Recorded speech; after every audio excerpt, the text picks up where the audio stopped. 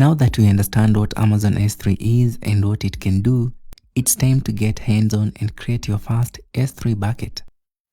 Buckets are the top-level unit of organization in S3.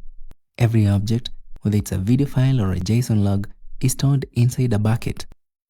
To get started, search for S3 in the Services search and click on the S3 service name. Before we create one, note that there are different types of buckets.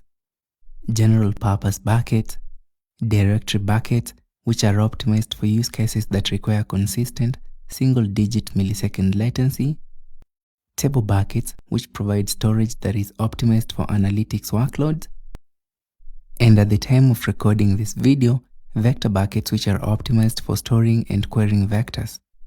Note this is in preview mode in the region I am using. For our learning purposes, we will use general purpose buckets. Click on Create Bucket. Give your bucket a name.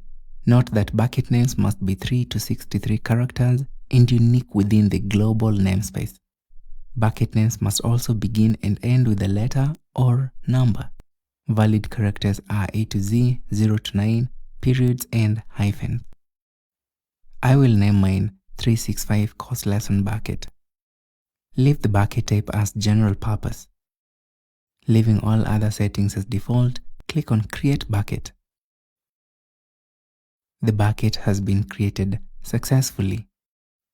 Currently, there are no objects in this bucket. Let us now check out a few things about this bucket that we just created.